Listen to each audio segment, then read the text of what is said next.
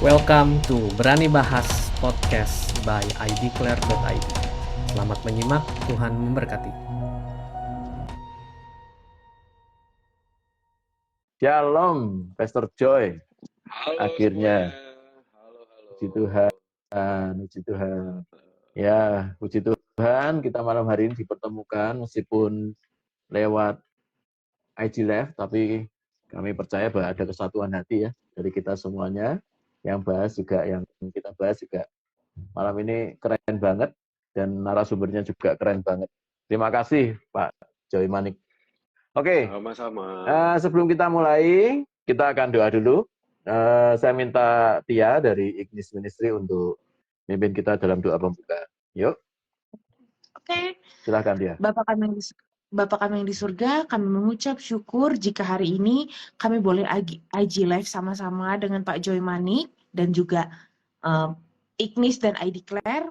Tuhan, biarlah hari ini IG Live kami membawa kemuliaan bagi Tuhan dan Amen. banyak orang mendengar kabar baik. Terima kasih Bapa, dalam nama Tuhan Yesus kami telah berdoa. Amin. Amin. Thank you. Ya, ini kalau saya beri aturan main ya, teman-teman semua. Karena dari yang IG Live sesi sebelumnya dengan Pastor Eliade Adi, itu kan cukup banyak banget tuh yang mengajukan pertanyaan lewat komen.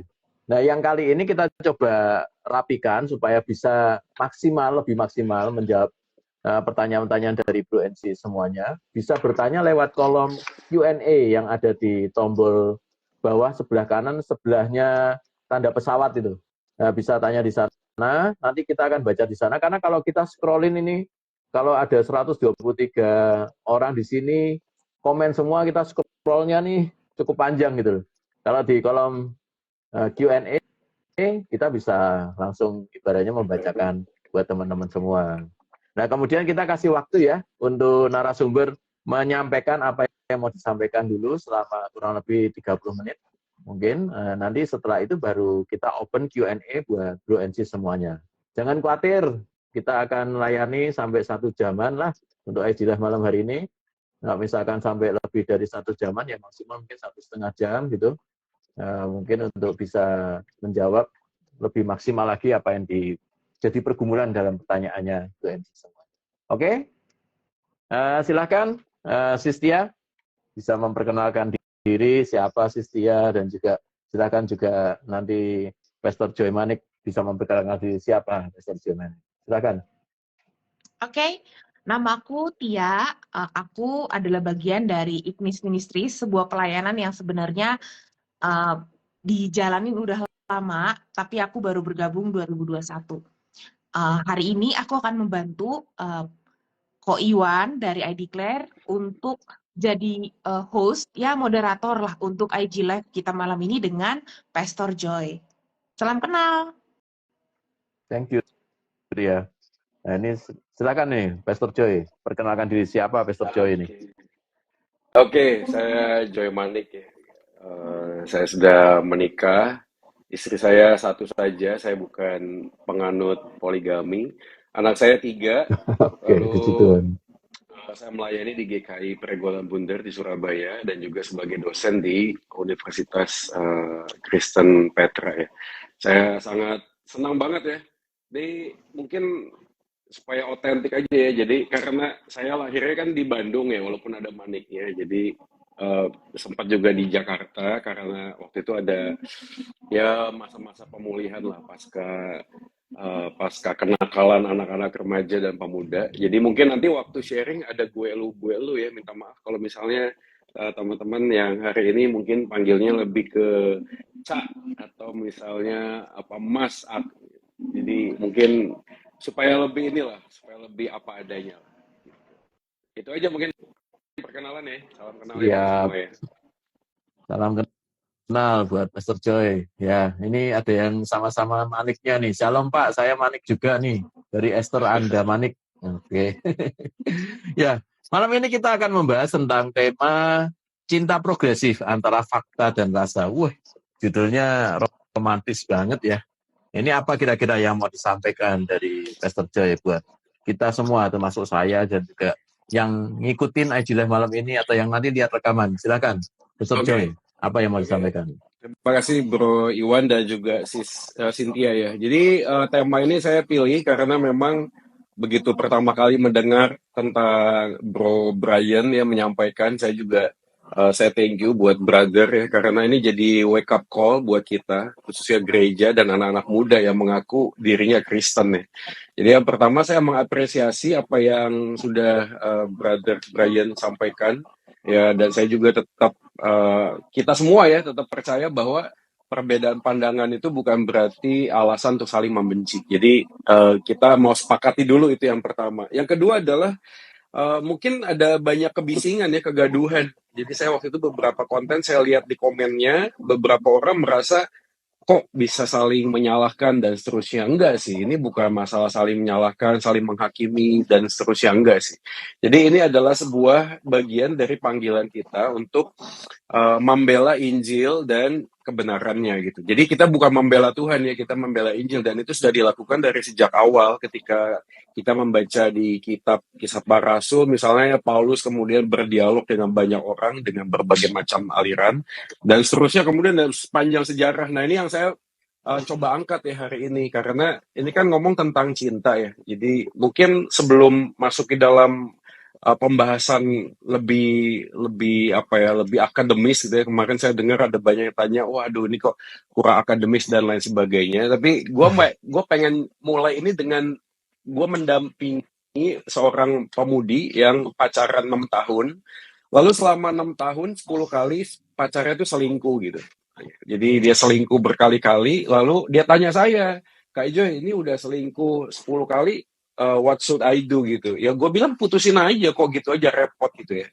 Kan masih pacaran ini gitu loh, kan masih belum menikah gitu. Tapi menariknya adalah kalimat yang sering gue dengar, kalimatnya adalah, tapi gue nggak bisa gitu kehilangan dia.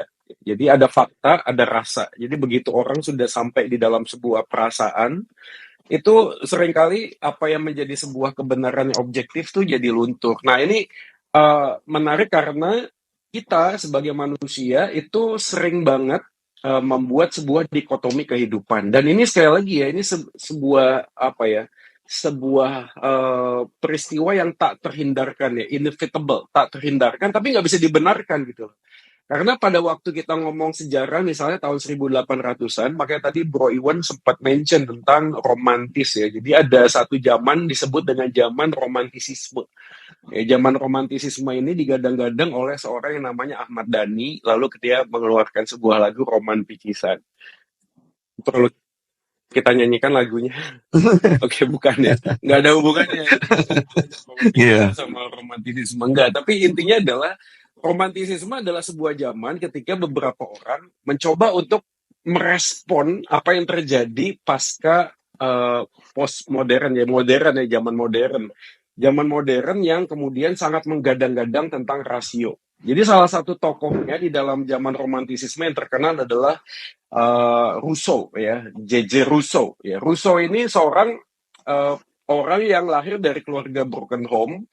Lalu kemudian mamanya juga meninggal ketika dia melahirkan Rousseau ini. Lalu kemudian orang ini yang membuat sebuah konsepnya menarik. Dia buat sebuah ilmu tentang ideologi tentang social contract gitu. Jadi apa yang membuat manusia itu tertekan itu sebenarnya adalah sebuah relasi yang dipaksakan. Jadi kalau relasi itu harusnya gini, kalau lu udah nggak suka sama gua nggak suka sama lu, ya udah kita bisa berhenti aja dari dalam sebuah relasi. Ya. Rousseau tuh membuat sebuah klaim seperti itu. Kenapa? Karena bagi Rousseau yang penting dan utama adalah otonomi diri ya. Jadi dia merasa kebebasan itu harus mutlak, kebebasan itu tidak bisa dibatasi, kebebasan itu harus dieksplorasi. Makanya dalam zaman romantisisme kita sebut misalnya Victor Hugo, ya, ada Beethoven, di sana tuh luar biasa ya. Jadi para pelukis, seniman yang membutuhkan kreativitas itu bebas. Dan ini sebuah respon kepada zaman sebelumnya, yaitu zaman modern ya, sangat menekankan tentang rasio. Dan kita tahu dong ya, misalnya salah satu yang saya angkat ya, saya suka sekali dengan tokohnya, maka saya angkat ini, namanya Immanuel Kant.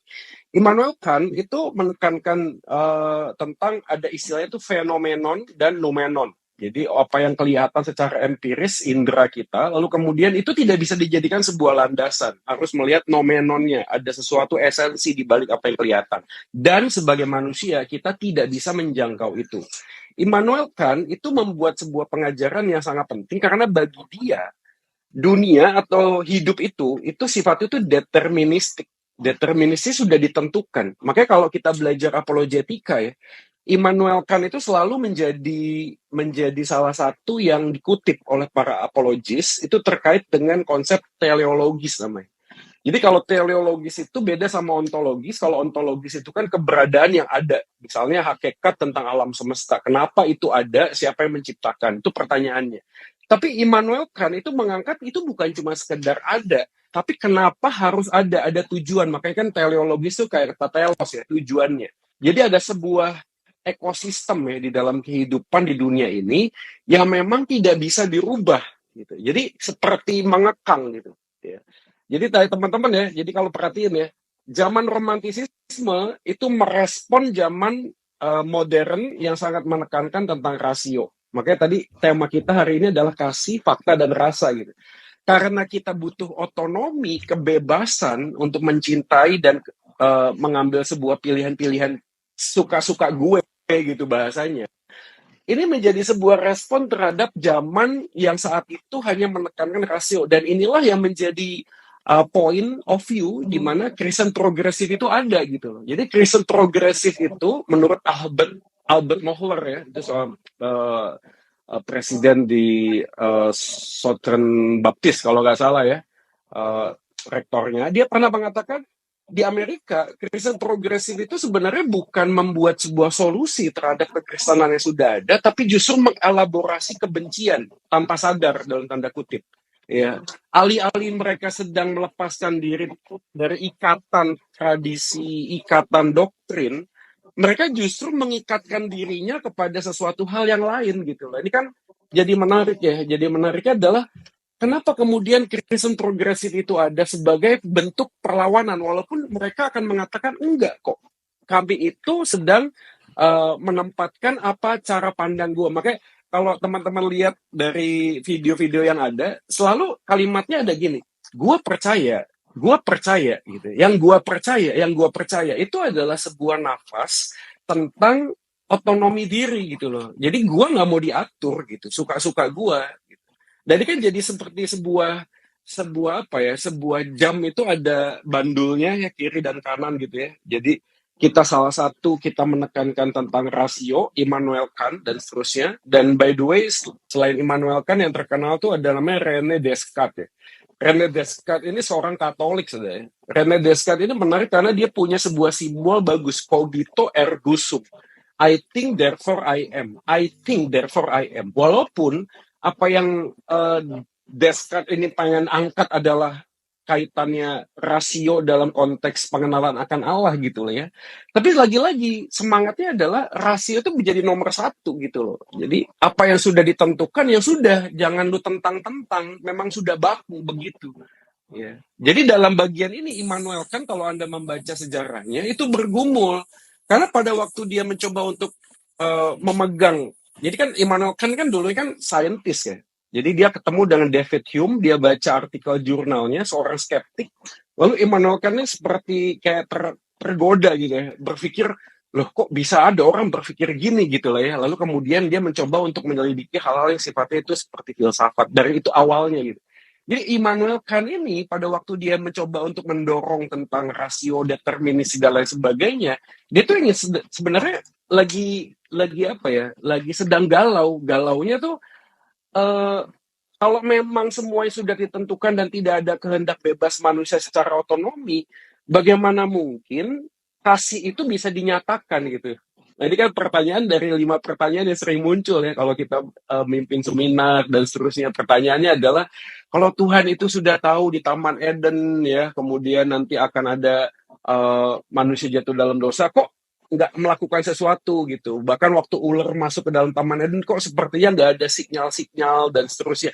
Kok sepertinya Tuhan itu nggak ngapa-ngapain gitu lah. Ini kan pertanyaan menarik ya, karena selalu kaitannya kan jawaban yang kita tarik adalah karena Tuhan menciptakan manusia dengan kehendak bebas. Loh, untuk apa kehendak bebas? Ya karena di dalam naturnya manusia itu kan diciptakan oleh Tuhan yang maha kasih, dan kasih konsekuensinya adalah harus ada kehendak bebas. Lu nggak bisa diperintah cintai gue gitu. Itu bukan cinta. Cinta itu ada harus inside out gitu, dari dalam keluar, butuh pilihan bebas. Jadi Immanuel kan kalau kita membaca itu sedang galau. Dalam satu bagian dia mengerti bahwa segala sesuatunya itu sifatnya ekosistem, semuanya bergulir dengan rasio. Tapi di sisi yang lain, pandangannya Rousseau, ya Friedrich Schleiermacher dan seterusnya itu dan teman-teman itu menekankan tentang otonomi. Nah, inilah yang sebenarnya kita mau bahas hari ini. Maksudnya, Kristen progresif itu seperti sebuah tadi ya bandul tadi yang saya bilang jam itu ya ke kiri dan ke kanan, itu meresponnya tuh jadi jauh gitu loh, dilemparnya tuh jadi jauh. Ya. Jadi nggak bisa menemukan sebuah titik tengah gitu loh antara fakta dan rasa gitu. Makanya kan kalimat-kalimat yang selalu digadang-gadang tuh saya nggak bisa gitu loh menyembah Tuhan yang kemudian membuat orang yang baik itu harus masuk neraka gitu. Ini kan kalimat-kalimat yang sadar atau tidak sangat berbau rasa kan. Itu kan pertanyaan juga, Pak. Saya punya tetangga, Pak. Hidupnya baik sekali. Masa sih Tuhan itu memasukkan orang yang baik ini kan gitu. Ini kan ngomong rasa ya, rasa. Nah, satu bagian yang lain ada hal yang sifatnya itu sudah memang ditentukan gitu. Nah, inilah yang penting buat kita pahami, teman-teman. Sama seperti waktu kita ngomong kemarin misalnya, yang saya dengerin tentang penafsiran. Sama, penafsiran terhadap Alkitab itu juga gini, penafsiran itu bunyinya adalah harus memenuhi paling tidak beberapa hal. Yang pertama adalah penafsiran itu butuh sebuah guideline. Lu nggak bisa suka-suka, nggak bisa. Lo kenapa Pak nggak bisa suka-suka? Karena Alkitab itu, genre kitab itu beda-beda.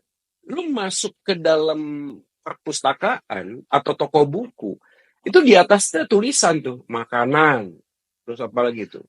Musik, ya, terus apa, teologi atau apa, itu tuh beda-beda gitu loh. Nah, dengan bahasa-bahasa yang sama, kalau memang beda genrenya, itu sulit, nggak bisa diterjemahkan sama. Misalnya contoh gitu lah, misalnya ya, aduh, gue lagi putus cinta nih gitu ya.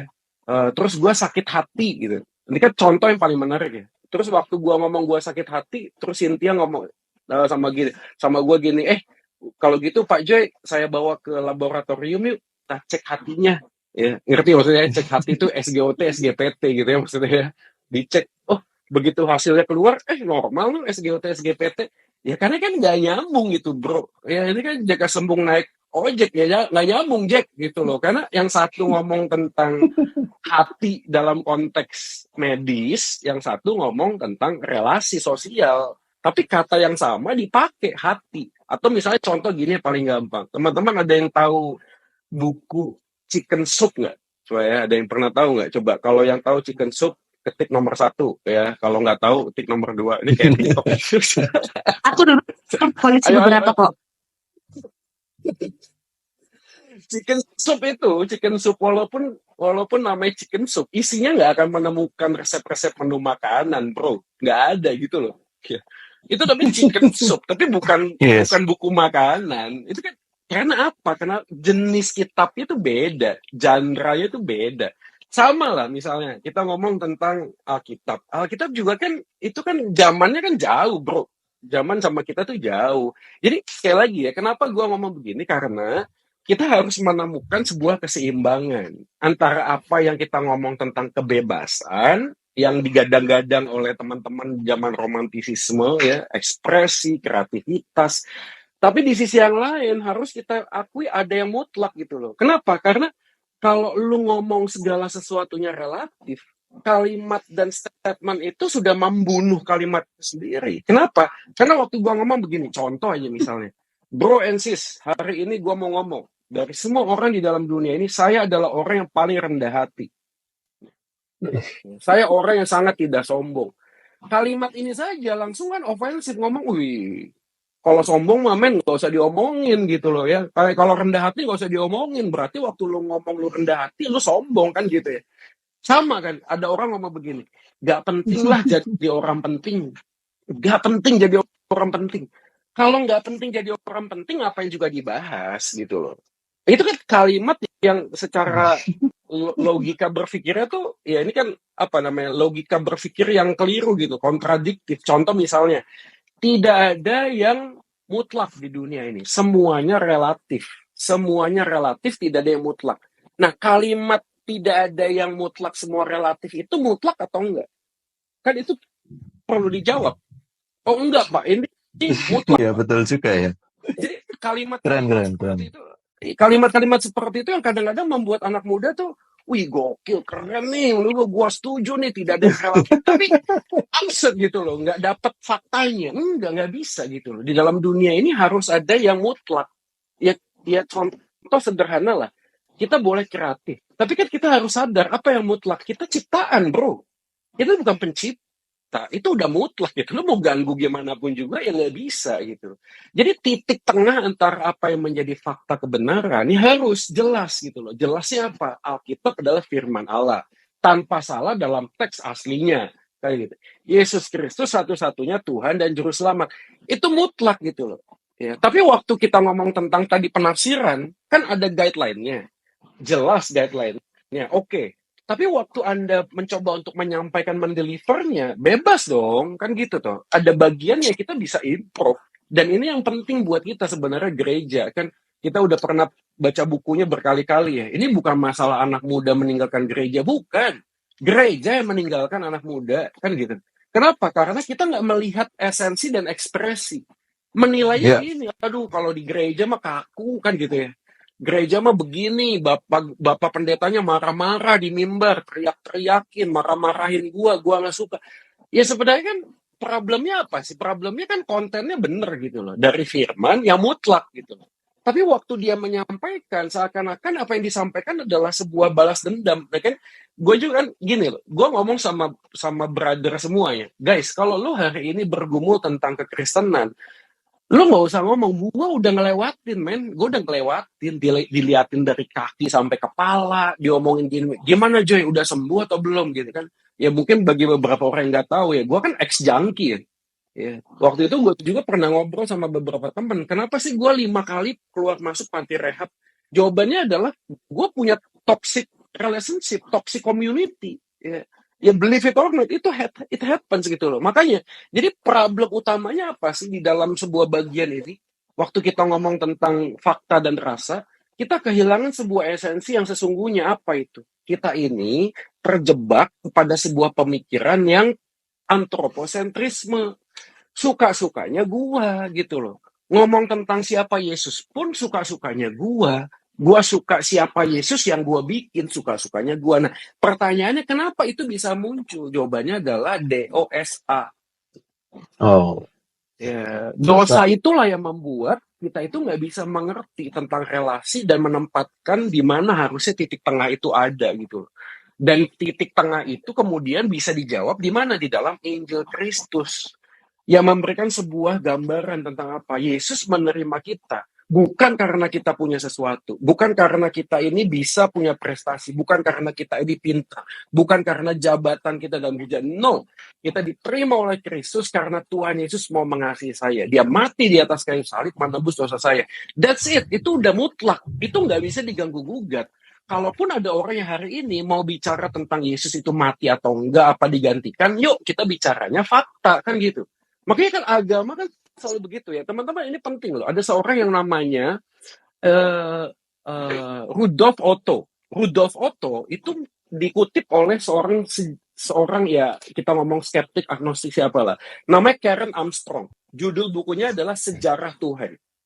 Karen Armstrong mengutip Rudolf Otto yang mengatakan begini. Di dalam diri manusia itu ada kebutuhan mistik yang dia butuhkan secara goib, yang dia dapatkan di dalam agama. Ini kan menarik ya kalimat ini ya. Jadi waktu kita ngomong tentang agama, yang dicari orang tuh seringkali hanya hubungan relasi aku dengan Tuhan, aku dengan Tuhan. Nah munculnya kemana? Pendulum yang sebelahnya nih, bandul yang sebelahnya. Siapa? Romantisisme. Bicara tentang rasa. Betul nggak sih? Ya. Itu tentang hal-hal yang sifatnya gue butuh hal yang goib. Jadi kalau anak muda ngomong, wih, ini gokil gereja ini. Begitu masuk gerejanya, wah bulu kuduk gua merinding, men. Ya, bener gak sih? Gue lihat, gue merasakan God's presence is here. Wah, come on man, gitu. Belum lagi begitu udah mau kebaktian kan lampunya mati itu, blok, gitu ya. Wilayah kesini gede kan ada countdown ya. 10, 9, 8, wah bunyi simbal udah bunyi, wah, gitu kan ya. Satu, spotlight langsung, shalom. Wah, begitu masuk men, wah, hadirat Tuhan nyata di dalam hidup ini. Gue pernah nih pengalaman nih, mimpin sebuah camp. Ya, interdenominasi waktu itu campnya. Setelah selesai, kita evaluasi. Waktu doa mau evaluasi, pemimpin pujiannya ngomong gini, kayaknya tadi kita ini puji-pujiannya kurang angkat ya. Gitu. Jadi dalam hati gue, emang mau diangkat kemana ya? Kita gak sih dengar kalimat gitu, kalimat kurang angkat. Emang apa yang mau diangkat gitu loh. Tapi kita langsung dapat gitu loh. Kalimat kurang angkat tuh maksudnya kayaknya tuh kurang roh gitu loh. Gitu ya sih, kayak kurang, kayak kurang nyentuh, kurang dapat nangisnya, kayak kurang. Gue bukan ngomong gue anti gereja gini ya, enggak bro, gue tahu gitu. Tapi di sisi yang lain begitu jadinya. Jadi kita tuh cuma jatuh kepada hal-hal yang sifatnya itu perasaan. Tapi di sisi yang lain ada orang yang merasa terlalu kaku gitu loh. Ngomongnya tentang wow, dikit-dikit doktrin, ini nggak boleh, itu nggak boleh. Kan nggak bisa gitu loh. Nggak bisa. Maksud gue gini loh, doktrin itu walaupun dia sifatnya itu sangat kuat, tajam, tapi itu tuh membuat kita tuh semakin tunduk, semakin rendah hati, semakin lemah lembut gitu. Membuat kita tuh semakin sadar, semakin kita tahu, semakin kita tidak tahu. Makanya kalau ngomong tentang progresif, gue harus ngomong gini, nggak semua istilah progresif itu jelek gitu loh. Walaupun gue tahu ya pajak progresif nggak enak ya, kan bayarnya lebih mahal.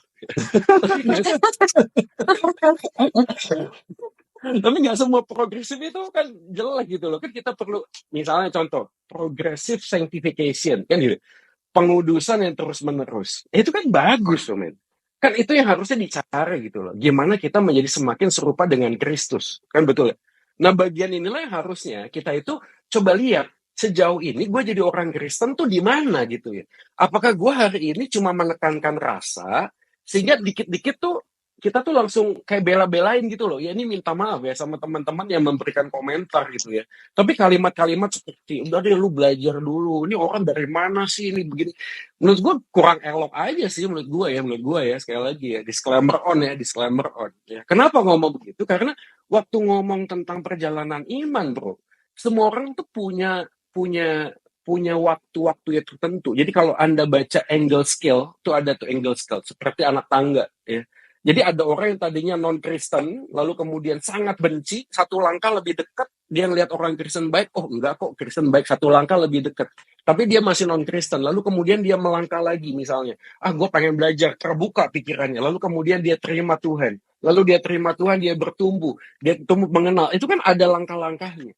Jadi kalau lu tanya sama gue, apakah gue pernah di dalam sebuah konsep yang aneh-aneh, yang menyimpang? Pernah. Gue pernah baca buku Kenneth Hagin, yang setelah gue bertobat, gue belajar, ini orang ngaco gitu. Tapi gue pernah baca bukunya, waktu gue baca bukunya, kalimatnya gini, gue masih ingat banget, waktu itu kan gue kan junkie, jadi waktu dicek tuh ada hepatitis. Ada 5 orang dicek sama dokter yang sama, diomongin gini, semuanya itu baik-baik, kecuali gue. Gue nih bakal nggak, wah ini bentar lagi bakal gimana gitu loh ya, wah gue khawatir dong. Nah gue dapat buku ini, Kenneth Hagin. Persis di dalam buku itu kalimat begini, jika Anda sekarang sedang sakit, turunlah dari tempat tidurmu, injak kaki 3 kali, sebut nama Yesus. Jadi kan benar. Dan Yes. believe it or not, apa yang gue lakukan? Karena gue butuh sembuh, gue takut mati waktu itu. Yeah. Gue turun dari tempat tidur, gue injak. Percaya atau tidak, men? Setelah beberapa waktu kemudian dites lagi sama dokter, dari 5 orang, gue sembuh, men. Yang 4 sakit ya, dokter? Yang 4 masa tetap stuck. Jadi gimana ya, maksudnya saya gitu loh. Gini. Gua kasih contoh lagi yang lebih amazing. Gini, gue ini kan Kristen dari kecil, men. Ya. Waktu gue itu sakit karena engkau, ya. Lagi sakau. Gue tuh nggak punya duit. Gue cuma punya satu kali buat injek aja, 1 kali.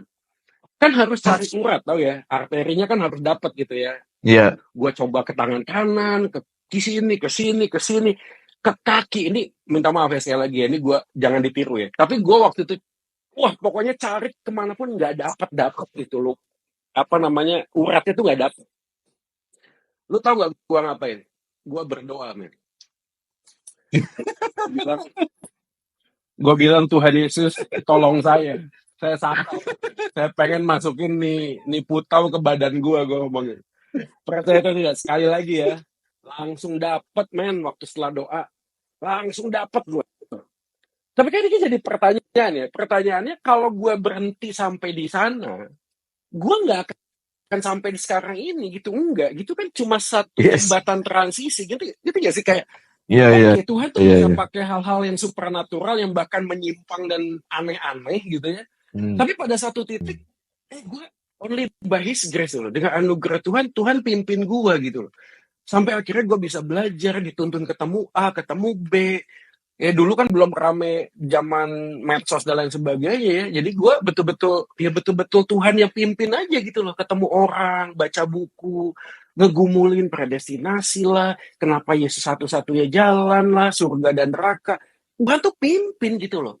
Dan gue yakin hal ini pun bisa terjadi kepada brother kita gitu loh, yang lagi viral saat ini. Ya gue berdoa gitu loh, anugerah Yesus yang melampaui akal dan pikiran manusia itu mengguidance kita gitu loh. Sampai pada satu titik kita ngeliat ke belakang, gila, kok bisa berpikir gitu dulu ya? Kok bisa? Ini kan ada rasio, ada perasaan gitu. Jadi gue mengencourage teman-teman hari ini closing statement gue sih. Teman-teman sekarang hari ini, yuk kalau kita ngelihat ini wake up calling buat kita sih. Ayo dong, kita jadi orang Kristen sejauh ini, apa yang mau lu cari gitu loh. Ya, kalau lu cuma berhenti jadi orang yang beragama Kristen, I'm so sorry. Pikiran kita akan terus ada di sana, coba mikirnya muter gitu ya, menghakimi sini, menghakimi sana, dan seterusnya. Kita nggak bisa bertumbuh melihat hal-hal yang seperti ini, nggak bisa ngelihat bahwa memang orang tuh butuh sebuah proses perjalanan. Sekali lagi ya, gue bukan ngomong ini terus gue kompromi dengan apa yang dikatakan, no, gue jelas. Gue jelas dalam posisi ada yang mutlak. Core belief-nya udah jelas. Core belief-nya harus jelas. Ya, Yesus satu-satunya Tuhan dan Juru Selamat. Allah Tritunggal, satu hakikat tiga pribadi. Yesus satu pribadi, dua hakikat, manusia sejati, Allah sejati. Itu jelas. Alkitab firman Allah tanpa salah. Ya, lalu kemudian Roh Kudus itu bukan cuma kuasa, itu jelas, itu pribadi semuanya. Jadi itu confirm, itu udah nggak usah diputar-putar. Makanya kalau kita mau mengaji, Yes. misalnya gue ngaku hari ini, gue alirannya reform. Reform itu bukan gereja, reform denominasi, bukan. Reform itu adalah sebuah istilah untuk memberikan semangat to the Bible. Jadi, semua orang tuh harusnya reform sama. Ada gereja karismatik. Karismatik itu apa sih? Karismata, karunia. Dan Alkitab mengajarkan juga semua orang Kristen itu punya karunia untuk melayani. Jadi gimana sekarang? Ya kita buat gereja rematik aja. Reform karismatik gitu. Ya harus reverse gitu loh. Maksudnya reform Pentakosta gitu loh. Bener gak sih? Kita harus lihat titik Rematik mungkin ya. Iya, rematik betul. Reform karismatik betul gak sih? Yes. Kenapa kok bisa begitu, Pak? Kalau lu tanya gue, karena tagline-nya gereja Reform adalah Ecclesia Reformata Semper Reformanda Secundum Verbum Dei. Gereja Reform adalah gereja yang terus-menerus diperbaharui Secundum Verbum Dei, sesuai dengan kitab suci. Jadi harus membaca zaman, menjawab zaman, bro, hari ini. Udah nggak zaman gitu loh. Kita ngomong dikit-dikit, wah ada yang ini, enggak. Semuanya itu semua pengulangan gitu loh. Kenapa? Karena kita selalu merespon zaman. Dan zaman-zaman di belakang kita tuh sudah jelas kok. Kan selalu begitu ya. Kan orang ngomong dulu, yang penting rasio, sains itu penting dan sebagainya. Hasilnya apa? Perang Dunia I, Perang Dunia II. Orang mulai merasa, waduh ini kok kayaknya nggak bisa diandalkan nih ya sains. Lalu kemudian muncullah misalnya dari mana sih orang-orang Pentakosta misalnya, itu kan ada namanya Montanus dulu yang datang ke sebuah gereja kering. Mari kita berdiri, mari kita duduk, pengakuan iman rasuli, doa syafaat, khotbah, selesai, silakan. Lagu pertama, lalu kemudian interlude, lagu kedua, lagu ketiga, selesai, amin, pulang gitu ya. Ini apaan gereja seperti ini kan gitu, orang-orang gitu. Makanya muncul Montanus mengatakan juga kita harus ekspresikan. Kenapa? Karena kita punya karunia. Wah, maka kita bernyanyi bagi Tuhan. Ada ekspresi di sana. Sekali lagi menurut gue ekspresi itu kan nggak salah. Tapi gini loh, ekspresi itu nggak bisa dijadikan standar kerohanian seseorang, bro. Bukan Yes, orang true. yang nangis-nangis waktu nyanyi itu lebih rohani daripada yang nyanyinya tuh lempeng gitu. Tapi harus kita tuh nggak bisa naif. Kenapa? Karena Tuhan tuh menciptakan kita itu sebagai gambar dan rupa. Gambar dan rupa tuh wujud kreativitas, wujud ekspresi itu ada. Bro, lu dikasih duit 1 M aja nggak mungkin muka lu lempeng lah. Lu naif banget. Yes. Enggak lah, nggak mungkin lah. Ini yang dikasih itu adalah Yesus Kristus anak Allah. Diberikan mati menebus dosa kita. Dosa gua lu. Ekspresi lu untuk meresponi apa gitu loh. Waktu lu nyanyi, datang ke gereja. Semangat lu tuh gimana gitu. Nah di satu sisi yang lain, kita tetap punya semangat juga untuk apa? Ya iman itu kan titik temu antara pengenalan dan pengalaman. Itu sudah ngomong. Jadi kalau dua-duanya nggak ketemu, itu bukan iman, bro. Itu bukan iman yang benar gitu, bukan iman ya. Bukan iman yang benar, titik temu, pengenalan. Semakin lu kenal, semakin lu ngalamin. Nah, waktu lu ngalamin, iman lu itu mendorong lu untuk mengerti. Ya. Fides quares intellectum. Iman sejati mencari pengertian. Dari iman anugerah kita itu diberikan keyakinan gini. Gua harus ngomong dulu gini. Orang itu di dalam iman Kristen ya, orang itu bisa mengerti karena percaya lebih dulu. Itu udah firm. Kita nggak bisa memahami 100% supaya kita punya keyakinan 100%. Nggak mungkin sih. Selalu ada satu ruang yang kita tuh nggak ngerti. Ya. Makanya inilah ruang yang buat kita tuh perlu bertanya. Makanya kan waktu gue merespon tentang kita harus bertanya tentang iman kita. Gue setuju, men. Gue harus dalam konteks, tapi harus jelas nih pertanyaannya pertanyaan filosofis hanya untuk otak gue, atau pertanyaan eksistensialis yang gue ngomong tadi. Bener gak sih? Iya, Kok iya. gue jomblo Iya, betul. terus, nggak dapat pacar, setiap kali kok pernikahan gue ancur-ancuran, kok gue sakit, terus gue ngalamin penderitaan 1, penderitaan 2. Ini banyak yang DM gue tuh tanya seperti itu. Gue bilang begini, ya di dalam hidup itu banyak hal yang kita nggak bisa dapetin jawabannya. Kenapa? Supaya kita ngerti jawabannya hanya satu, Yesus. Karena masalah terbesar utama kita bukan masalah apa yang akan kita hadapi, bukan. Tapi bersama dengan siapa kita menghadapinya. Makanya waktu kita tahu bahwa Yesus mati menebus dosa, dia bangkit naik ke surga, dia hidup, maka kita punya sebuah keyakinan, pengharapan. Apapun yang dihadapi ke depan, gue nggak sendirian gitu loh. Gue tuh bersama dengan Yesus. Yes. Itu berita baik, itu pengharapan gitu. Yang membuat kita anak-anak muda hari ini tuh bisa mengangkat wajah kita dan memahami, wah Yesus gue yang dinyatakan di dalam Alkitab adalah Yesus yang hidup gitu loh. Yesus yang berkuasa gitu loh. Tapi di sisi yang lain kita juga sadar, kasihilah Tuhan Allahmu dengan segenap hatimu, akal budimu, kan itu penting. Roma pasal 12. Janganlah menjadi serupa dengan dunia ini, tetapi berubahlah oleh pembaharuan budi. Berubah itu kan progresif, men. Berubah itu Iya. progresif gitu loh. Berubah itu kan renewing. Always renewing. Tapi kalimatnya kan menarik. Waktu kita ngomong jangan menjadi serupa dengan dunia ini, kita itu punya berpikir gini, oh kalau jangan menjadi serupa dengan dunia ini tuh selalu hitungannya moralistik, tau gak sih? Oh kalau gitu jangan Iya. kedugem, jangan ditato, jangan merokok, jangan ngedrugs. Bukan, men. Kenapa kalimatnya? Tetapi berubahlah oleh pembaharuan budi. Budi itu apa sih? Mind, nous dalam bahasa Yunaninya. Jadi dalam pertobatan orang Kristen, metanoia itu pertobatan itu perubahan akal budi. Bukan perubahan sikap hidup, bukan loh. Makanya gue mau ngomong sama teman-teman, kalau lu pengen jadi orang baik, please, gak usah jadi orang Kristen, lu bisa baik, men. Gue kasih tahu. Ya. Lu pilih agama yang lain juga lu bisa baik lah. Ya. Tapi kan baik itu nggak cukup, men. Baik itu nggak cukup. Lu butuh Iya, betul. sebuah kebenaran. Kenapa baik itu nggak cukup? Karena menurut gue gini, kebaikan itu tidak bisa dinilai hanya dengan tindakan yang kelihatan. Karena butuh sikap hati. Iya. Nah ini menarik ya. Makanya gue ngutip Francis Schaeffer. Gue suka banget. Anak gue yang ketiga gue pakai Schaeffer. Ya, Francis Schaeffer itu punya sebuah tagline bagus. What I do is what I think. What I think is what I believe. Apa yang kulakukan adalah apa yang kufikirkan. Apa yang kufikirkan adalah apa yang kupercaya. Jadi eksekusi tindakan kita adalah wujud nyata dari apa yang kita percaya. Dan kalau kita ngomong lanjutannya ada James K. A. Smith yang ngomong what you believe is what you love. Itu tambah gokil, men. Apa yang kamu yakini adalah apa yang kamu kasihi. Jadi hari ini cinta itu menjadi sebuah landasan. Cinta itu bukan cuma sekedar rasa, tapi juga fakta. Kita butuh sesuatu yang sifatnya mutlak, firm. Tapi di sisi yang lain kita butuh kreativitas.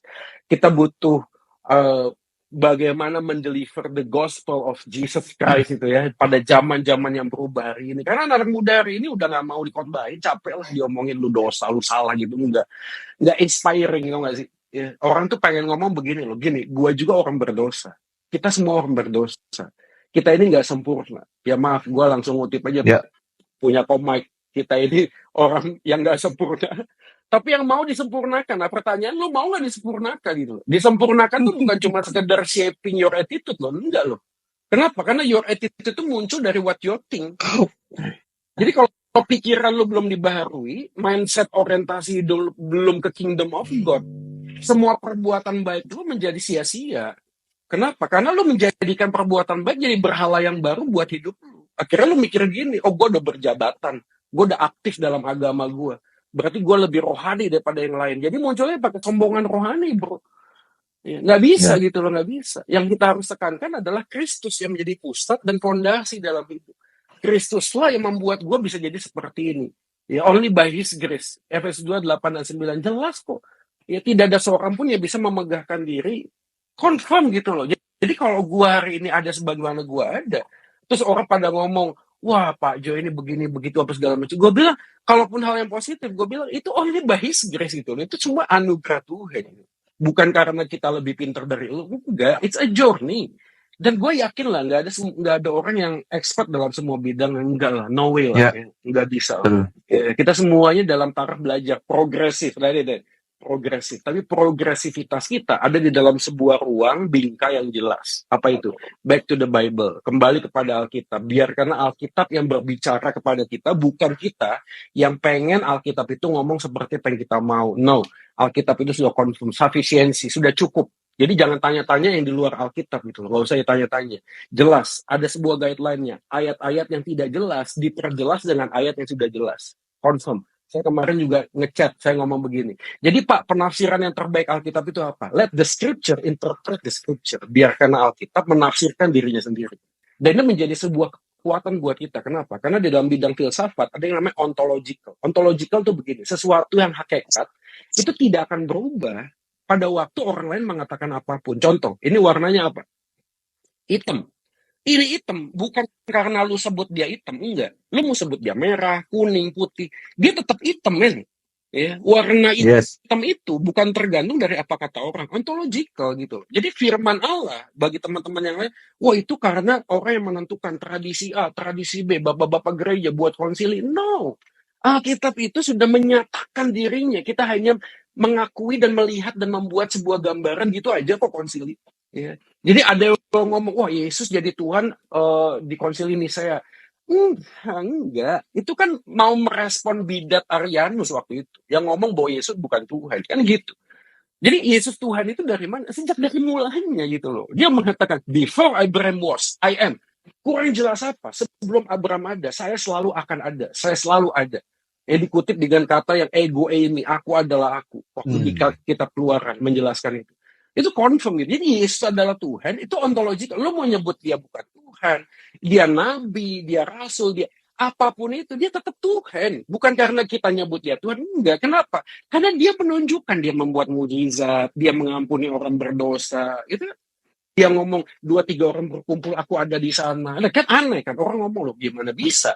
Padahal Yesus ada di Yerusalem, tapi Yesus ngomong begitu. Itu confirm. Jadi klaim-klaim tentang itu kemudian dijelaskan dengan fakta-fakta yang ada. Jadi kalau hari ini bro and sis bergumul dengan iman Kristen, it's a journey gitu. Gini, iman Kristen itu tidak tertutup dengan diskusi kok. Sudahlah, forget it lah dengan kalimat-kalimat yang dulu yang mungkin ada beberapa orang yang punya kaitan. Misalnya ya, ada orang yang ngomong hari ini, aduh Pak, saya setiap kali nanya sama pendeta saya, jawabnya, pakai iman saja. Kamu nggak boleh begini, kamu nggak boleh begitu. Saya pikir, karena udah berubah, come on man. Ya, lu DM gue jawab sekali lagi ya, only by His grace, dengan anugerah Tuhan. Ada bagian yang gue nggak bisa jawab, ada yang DM gue, Pak, gimana dengan perceraian? Gue bilang Alkitab tidak memberi ruang tentang perceraian, of course. Tapi kita tahu, this is the sinful world, gitu. Dunia sudah jatuh dalam dosa.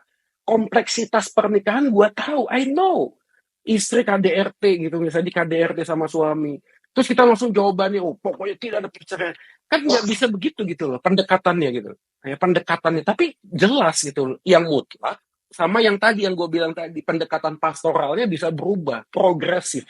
Ya sih, didampingi, discipleship kan gitu kan. Ya. Discipleship kan nggak bisa semuanya pakem yang sama, enggak gitu loh. Pakem itu bisa beda-beda, metodenya bisa beda-beda. Tapi esensi pemberitaannya jelas apa? Proclaiming the gospel of Jesus Christ. Ya, proclaiming the only way, the truth, the life, the only Jesus Christ. Ya, the pusat dari kehidupan kita, Yesus Kristus di dalam semuanya. Jadi jangan dikotomi. Oh, kalau kerja itu nggak rohani, kalau IG live gini rohani ngomong. jadi jadi jadi kita harus melihatnya begitu ya. Udah setengah jam belum nih? Belum ya? Kalau Lanjut, enggak masalah. ya, Sampai jam 9 loh kita.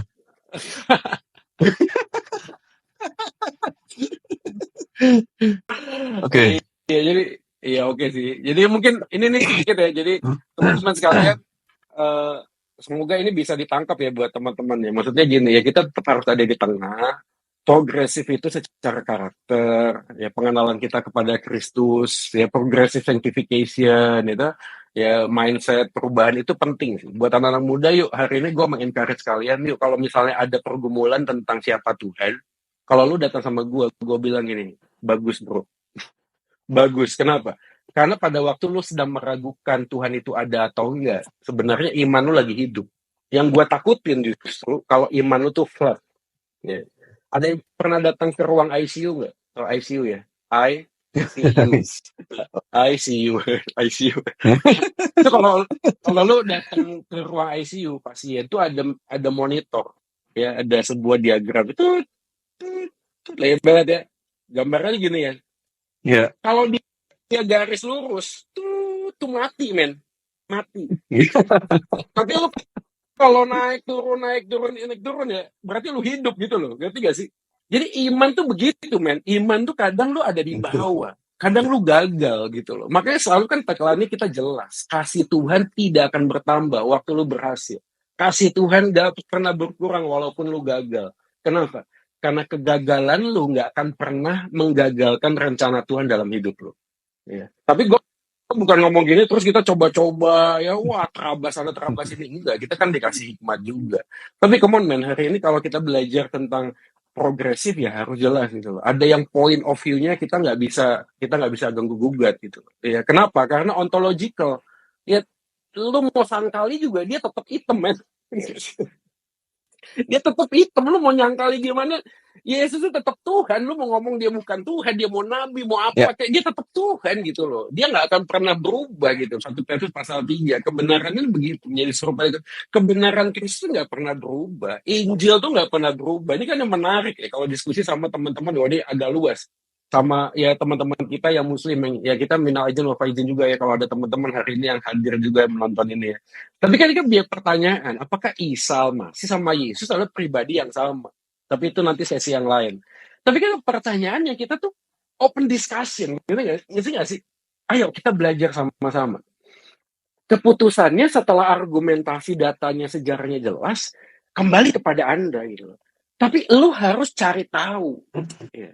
Injil kita sudah dirubah.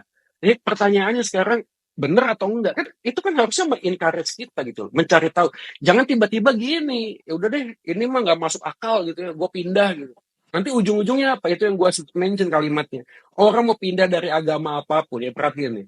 Nanti kalau ditanya, jawabannya gini, saya Pak, waktu doa di agama yang baru, damai Pak. Saya merasa damai. Agama yang sebelumnya, saya nggak merasa damai. Kalimatnya selalu gitu. Mau orang pindah ke agama apapun, jawabannya begitu. Tapi kan itu nggak confirm gitu loh.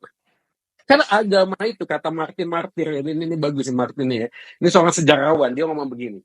Agama itu bukan hanya sekedar manusia mencari kebaikan untuk bisa diterima oleh Tuhan, keselamatan pribadi, tapi juga agama adalah lensa untuk menginterpretasi dunia. Wah ini keren. Lensa untuk menginterpretasi dunia. Jadi ini ngomong apa? Ini narasi tentang worldview namanya. Dan kita ada di dalam sebuah peperangan worldview, peperangan sudut pandang dunia. Dan semua dunia menawarkan worldview, menawarkan bagian-bagian yang tanpa sadar. Ngomong begini, LGBT misalnya, teman-teman kita, saudara-saudara kita yang LGBT. Ya selama gue suka sama dia nggak mengganggu lu, kenapa lu juga bingung gitu loh. Kenapa sih kok gereja menolak? Enggak, men. Kita nggak pernah menolak. Problemnya adalah ada dua hal yang penting. Ada sifatnya moralitas, ada legalitas. Jadi kan jangan dicampur aduk gitu loh. Kalau dicampur aduk orang jadi bingung. Ini masalahnya apa sih? Ya masalahnya adalah lu kan punya pilihan. Betul gitu loh. Tapi waktu pilihan itu kembali kepada kebenaran yang objektif itu tidak sesuai, ya kita ngomong tidak sesuai. Tapi pilihannya apakah lu boleh? Ya bagian lu gitu loh. Lagi-lagi ya. Kan spiritual journey gitu. Kan bagian gue nggak bisa ngomong begini gini lah. Gue punya anak, ngomong gue sama gue gini, Pak, 2 tambah 2 5. Terus gue ngomong gini, oh gitu ya, kenapa 2 tambah 2 5? Karena mama marah sama saya, jadi hatinya lagi jengkel 2 tambah 2 5. Terus gue sebagai papa ngomong begini, oh ya boleh nak, nggak apa-apa, bagus, memang perasaanmu lagi nggak enak ya, 2 tambah 2 ya 5 aja deh. Kan nggak bisa. Kebenaran faktualnya kan 2 tambah 2 ya 4. Perasaan lu lagi ditinggal pacar, ya waktu lu lagi disakitin, dihianatin, ya 2 tambah 2 itu 4 gitu loh. Fakta nggak tergantung dengan perasaan. Eh, ya itu aja deh mungkin nih sampaikan nih. Ini ya, sudah berapa menit ya? Ya, Minum dulu ya. keren banget nih. Ya, minum dulu, Pastor. Oke, siapa yang merasa diberkati dengan pemaparan dari Pastor Joy Manik bisa ketik angka 1 deh di komen. Ayo. Kita kayak di TikTok aja nih. Oke, ini sudah banyak, Pastor. Luar biasa apa yang dipaparkan oleh Pastor Joy Manik. Buat saya pribadi juga sangat memberkati. Gimana menurut dia nih? Wah, bersyukur juga banget sih karena kalau dipikir-pikir ya, sebenarnya kan narasi orang-orang reform tuh seringkali tidak terdengar gitu ya. Bukan berarti karismatik salah sih, tapi gimana ya? Sebenarnya sih bukan reform atau karismatiknya ya, tapi lebih ke jarang ya isu-isu yang agak daging seperti ini tuh dibicarakan gitu lah di sosmed. Sekarang baru kita sadar gitu. Tapi jadi kayak ada blessing in disguise-nya juga ya ternyata isu yang kemarin itu gitu. Karena kita jadi memikirkan ulang iman Kristen itu seperti apa. Kadang-kadang kita ngerasa iman Kristen kita tuh sebatas bahkan ya dalam level ekstrim kita tanpa sadar menghidupi kehidupan yang moral-moral aja gitu. Seperti yang tadi Pak Joy bilang gitu bahwa seringkali karena kita udah merasa berbuat baik dengan sangat banyak pelayanan di mana-mana, akhirnya kita ngerasa kita tuh lebih baik dari orang lain, lebih rohani dari orang lain. Jadi bersyukur ya karena hal-hal yang berat seperti ini akhirnya jadi ada ruangnya untuk dibicarakan dan kita ada kesempatan untuk memikirkan ulang apa yang kita yakini selama ini. Which is sebenarnya bukan hanya orang reform sih yang memikirkan itu, ada orang-orang karismatik juga toh. Besok kan ada juga karismatik loh. juga. Ya? Gue karismatik. Iya, terus Ferry juga besok kan orang karismatik sebenarnya gitu kan, tapi kan dia juga memikirkan ulang iman Kristennya gitu. Besok harus nonton Ferry. Bukan masalah sinodenya apalah ya. Kita bisa berkolaborasi untuk kemuliaan Tuhan kan di sini. Betul, kita enggak panjang lebar lagi, kita masuk dalam pertanyaannya yang cukup banyak nih pertanyaan. Baca komentar menarik ya dari sorry. Ada komentar menarik tadi dari Pak Alex Nanlohi. Wah, ini Pak Alex Nanlohi ya. Ajak podcast bareng aja yang pencetus Kristen progresif. Gimana tuh kok? Ya, ini ID Class sedang berusaha untuk menghadirkan beliau di ruang terbuka di ID Live ya. Jadi bisa diskusi terbuka. Cuma rasanya masih ada kesulitan. Mungkin ada jaringan internetnya lagi tidak bagus gitu. Jadi cuma terbaca saja. Belum bisa dibalas. Ya, kita sudah menghadirkan juga sudah DM dan juga kita sebenarnya sudah ada penanggap yang siap untuk berdiskusi dengan beliau, yaitu jadi Bro Louis Prasetyo. Kalau teman-teman bisa tahu, bisa cek itu IG-nya Louis Prasetyo. Oke. Semoga beliau bersedia. Yes. Kita berdoa sama-sama ya, kalau perlu doa puasa kayak Pastor Christopher ini. Tiap hari doa puasa nih.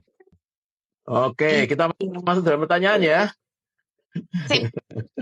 Oke, yang pertama ini saya tertarik dengan pertanyaannya akun Kartika Hartono.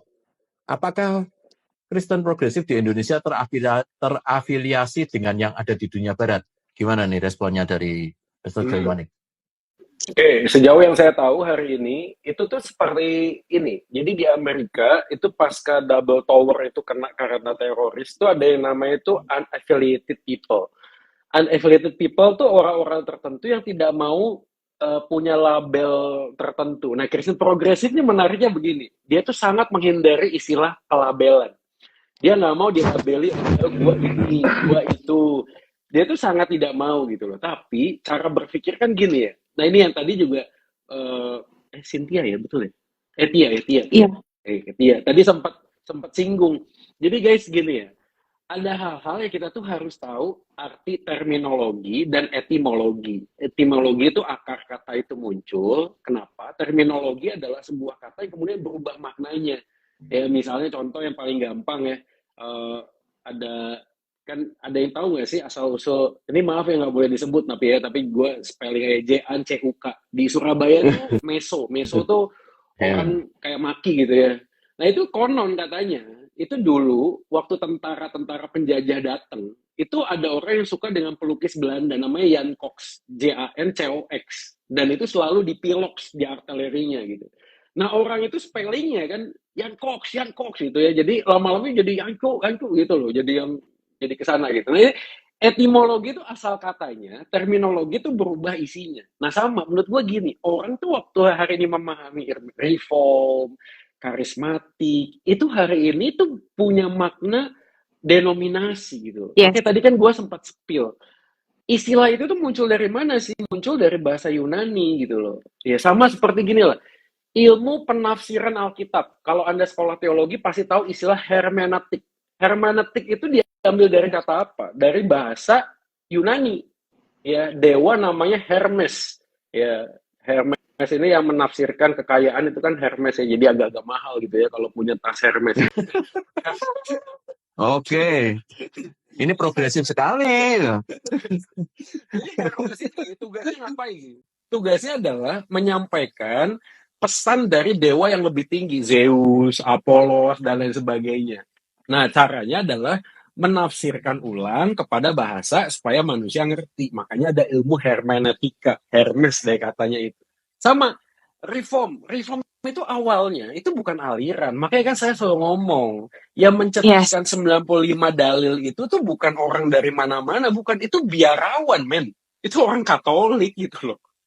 Jadi itu bukan dari keluar, enggak, itu orang Katolik gitu loh kan. Jadi kenapa mereka membuat itu? Supaya mengingatkan. Makanya kan selalu gini, kita nih kan 7 orang nih IG Live, kita juga perlu harus highlight ini. Kita tuh bukan mau saling menyalahkan, kita tuh mau meluruskan gitu meluruskan, mengembalikan kan gitu. Jadi kalau mau mengembalikan, sebelum Katolik itu ada punya fondasi yang tertentu, awalnya tuh nggak begitu gitu loh. Makanya mengembalikan. Jadi istilah reform itu bukan denominasi awalnya.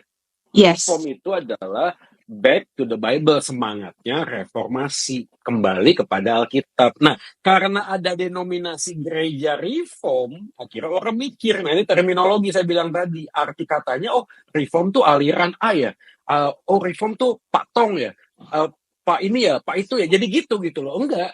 Jadi makanya tadi gue bilang semua orang Kristen harusnya reform karena semangatnya back to the Bible. Sama, karismatik juga sama. Karismatik itu dari kata karismata, artinya karunia. Jadi setiap orang Kristen yang harus karismatik. Nah, masalahnya adalah di sini. Masalahnya kita nggak nemu titik tengah yang gue bilang tadi dari awal, fakta dan rasa gitu. Karismatik menekankan karunia sehingga kurang menekankan back to the Bible gitu kurang lebih ya, kita ngomong-ngomong bahasa umumnya. Nah, orang-orang yang back to the Bible ini cenderung kemudian pada waktu ditanya, ayo pelayanan, nggak mau. Ya, ingat ya, ada beberapa gereja itu ya, kalau saya ikut persekutuan ya, ini disclaimer ya, gue ngomong ya, ayo setelah kita nyanyi Allah itu baik, Allah itu baik, selesai ya. Allah itu baik, saudara. Amin. Amin. Kalau Allah itu baik, mari kita menyampaikan kesaksian apa yang sudah Tuhan nyatakan dalam hidup kita. Wah, Langsung semuanya doa syafaat, men. Doa syafaat semuanya. Itu kan. Jadi orang kayak ya kalau memang Allah itu baik ngomong dong. Nah, sebaliknya di sebuah persekutuan yang lain saya lihat Allah itu baik. Amin. Amin. Mari kita ada yang bersaksi. Waduh, rebutan. Saya Pak, saya. Wah, rebutan gitu. Jadi itulah yang jadi itu tadi gue bilang bandul itu loh, bandul kiri dan kanannya tuh nggak balance gitu loh. Kita tuh nggak bisa mencoba untuk mengkaitkan Allah itu adalah Allah yang kasih. Kasih itu bukan cuma sekedar you feel that you been loved, tapi love itu sendiri diterjemahkan dengan apa? Dengan fakta. Faktanya apa? Anak Allah itu datang ke dalam dunia. Dia menderita, dia berkorban, menebus di atas kayu salib. Itu fakta, men. Itu fakta. Ya. Dan fakta itu yang harus menjadi sebuah landasan fondasi kehidupan. Ini bukan cuma sekedar, oh ini kisahnya menarik ya. Kan itu kan, Kristen progresif kan begitu ya salah satunya ya. Jadi kalau lu ngelihat Alkitab tuh ya ambil cerita-ceritanya aja gitu loh. Jangan dianggap itu sebagai sebuah standar mutlak, jangan gitu. Nah itulah yang poinnya tadi pertanyaannya apa ya, jadi lupa saya pertanyaannya apa. Oke, ini karena narsumnya terlalu progresif ya begini. Ya terjawab kok, Mister. Jadi Oh ya, boleh. benar ya. Tadi pertanyaannya kan apakah terafiliasi dengan paham dari barat gitu loh. Ya. Sejauh yang saya tahu hari ini ada beberapa toko yang memang bisa dicek di Instagramnya, ada orang-orang tertentu yang menjadi kiblat, tapi mereka tidak pernah mengaku itu tadi. Mereka sangat menghindari labelisasi. Dia nggak mau kayak ngomong gua ini, gua itu gitu. Jadi selalu kalau ngomong saya ini Kristen progresif, itu biasanya ngomong nih maaf ya saya mengakui kalimat-kalimatnya seperti itu sih. Jadi tidak ada klaim gambaran yang lebih faktual. Tapi yang menariknya itu tadi, yang menurut gue yang lebih penting adalah ini kan seperti fenomena gunung es ya. Yang tanpa sadar tuh orang-orang mengklaim bahwa dia itu Kristen, tapi sebenarnya waktu ditanya esensinya dia tuh Kristen progresif itu secara fondasi. Kan kemarin udah dibahas ya, menyangkali tradisi, menyangkali otoritas Alkitab, menyangkali kebenaran sebagai saudara Tuhan, dan seterusnya gitu loh. Dan itu hal-hal yang seperti itu kan seperti kebebasan, otonomi. Kan poinnya itu ya, seperti romantisisme tadi. Gue nggak mau diatur. Ya. Ini kan kata nenek moyang gue dulu gitu, kata pendeta gue gitu kan. Kan kalimatnya gitu. Ayo kita harus mempertanyakan. Kan itu yang selalu digadang-gadang, mempertanyakan. Maka waktu itu gue merespon, ayo kita bertanya. Tapi jelas dong pertanyaan supaya jawabannya jelas. Ya, ini philosophical, it's all about your cognitive, pengen tahu, atau ini hal-hal yang sifatnya itu eksistensialis, itu yang gue ngomong tadi. Jadi gini, bro, teman-teman semua di sini ya, semoga juga Bro Brian mendengar ini. Gini, semua orang tuh punya pergumulan gitu. Dan itu nggak pernah selesai. Tapi jangan sampai pergumulan kita itu kemudian mencemari fakta yang sudah ada gitu. Ya gue tahu nggak gampang, makanya teman-teman waktu ngelihat tokoh-tokoh ateis ya, saya Karl Marx ya, Ludwig Feuerbach dan lain sebagainya, itu kalau di-trace ke belakang, ini nggak selalu ya, tapi kalau di-trace ke belakang, itu mempunyai bayang-bayang masa lalu tuh yang nggak enak. Kepahitan terhadap orang Kristen, ditinggal orang tua, fakta tentang kebenaran Allah yang Maha Kasih tidak relevan terhadap hidupnya, itu jadi goncangan. Itu yang gue bilang tadi, nggak gampang. Jadi kalau lu tanya gue punya pergumulan nggak ada. Ini belum lagi ngomong mental health. Gue juga punya pergumulan mental health loh sebenarnya. Mental health-nya mungkin dalam konteks sugesti ya. Ya kalau lu tanya sama gue apakah orang yang sudah pernah pakai narkoba terus tiba-tiba keinginan itu hilang, enggak loh. Gue bakal bawa ini sampai mati, men. Sugesti. Ini kan satu gambaran tentang apa ya? Ada hal secara mental membuat gue bisa gini ya gitu. Kayak terbawa sebuah gambaran di masa lalu gitu. Dan semua orang ini ada Bro Iwan di sini, ya yang psikolog, konselor juga bisa kasih masukan. Nggak gampang, ADHD, benar. Ya, bipolar misalnya, belum lagi narcissistic personal disorder gitu ya, orang yang kemudian pengen kelihatan, ya, belum lagi ya NPD, belum lagi orang yang punya luka batin misalnya, orang tuanya itu divorce ya, selalu dibandingin ya, pengen mencari pengakuan. Jadi selalu ada narasi kehidupan. Nah ini kan poinnya adalah waktu kita punya beban tadi, lalu kita ketemu dengan yang namanya Tuhan, kita menciptakan Tuhan sesuai dengan narasi hidup kita yang kita butuhkan gitu. Ini kan teorinya Ludwig Feuerbach ya. Dia ngomong kan manusia yang by the way, Luther Burbank ini kan ateis. Dia ngomong begini, orang yang beragama sebenarnya membuat sebuah sosok imajiner yang mencoba untuk menutupi dan mengobati apa yang terjadi dalam hidupnya. Jadi dia ngomong begini, waktu orang itu mengatakan Allah penuh kasih, sebenarnya dia butuh kasih. Tapi dia nggak dapat Ya, betul. di sekelilingnya. Sehingga dia, ya itu tadi, ya, kalau sendirian dia nyanyi, ada satu sobatku yang setia, waduh terhibur dia. Padahal itu nggak ada gitu loh. Ya, dia cuma bikin karena dia butuh. Ya. Allah itu maha kuasa. Yang mau berkuasa itu sebenarnya siapa? Manusia. Ini Verbang ngomong begitu. Dan it's true gitu loh. Dan ini problemnya. It's true. The fact tell us gitu loh. Fakta-faktanya ada. Tapi ini kan oknum kan nggak semua ya. Ya seketika pendeta dengan jubah kebesarannya menipu jemaat misalnya. Ya, memperdaya orang, lalu ngomong, wah kalau lu bisa menabur segini, lu dapat segini, kalau lu begini, lu... Terus ada orang ngomong, gue udah menabur, tapi kok gue gak dapat gitu loh. Terus diomongin, oh iman ibu, iman bapak ini terlalu kecil, ya bapak itu harus bertobat, Pak, mungkin ada dosa, kan kasihan ya. Tapi ini hal-hal yang kemudian membuat orang tuh gak gampang gitu loh untuk menerjemahkan. Nah ini yang gue bilang tadi, yuk, waktu kita ini percaya pada Kristus, jembatan pertamanya, itu adalah menyerahkan kehidupan kita sepenuhnya kepada Sang Kristus pelukis kehidupan kita gitu. Ya. Itu yang gue ngomong. Kalau lu tanya gue apakah sugesti masih ada? Of course masih ada. Tapi kalau gue hari ini bisa survive only by His grace. Ya, relasi dengan Kristus only by His grace. Menolong saya. Iya. Jadi nggak bisa dilupakan, tapi bisa dikuasai. Sama gitu loh. Jadi kalau Bro and Sis hari ini punya pergumulan, ya lu jangan berusaha untuk melupakan dan meninggalkan itu. Enggak. Kan ini juga gue pernah lihat di mana gitu ya. Ada orang tuh kasih sebuah contoh. Jadi orang, waktu dia khotbah ya, orang tuh gendong seseorang, lalu ngomong yang digendong ini beban. Ya. Lalu datanglah orang lain, lalu waktu dia ngomong, waktu ada orang lain, apa yang kita lakukan? Taruh beban kita di dalam diri dia. Terus dia ngomong, orang ini siapa? Yesus. Gitu. Itu kan kesalahpahaman pemikiran. Enggak gitu, men. Waktu lu percaya Yesus, enggak tiba-tiba beban lu taruh sama Yesus, terus lu enak, apa lenggak-lenggok Betawi gitu loh. Terus lu ngomong, wah aman gua, masalah gua udah kelar karena ada Yesus. Enggak gitu loh. Ingat, Roma pasal 5, kita ini bermegah dalam penderitaan. Why? Karena penderitaan menimbulkan ketekunan. Ketekunan menimbulkan tahan uji menimbulkan pengharapan, dan pengharapan tidak mengecewakan karena kasih Allah. Jadi penderitaan, kesulitan, pergumulan adalah bagian yang Tuhan izinkan supaya apa? Progressive sanctification, terus bertumbuh, terus melangkah. Gitu. Keren. Ini ada komen yang menarik. Ada komen menarik. Ya. Terus gimana caranya biar nggak makin banyak orang yang mempertanyakan dan rebel terhadap otoritas Allah atau firman? Doain aja ya, Pastor. Wah. Iya.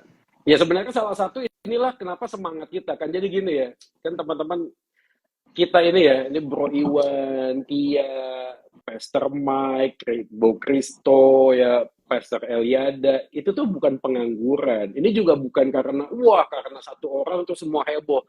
Enggak, ini wake up call. Jadi panggilan kita sebelum ada nih brother juga kita udah lakukan ini gitu loh. Kita itu preaching the gospel gitu loh. Ini kan cuma bagian yang kita tahu, wah ini adalah sebuah kairos, Tuhan kasih gitu.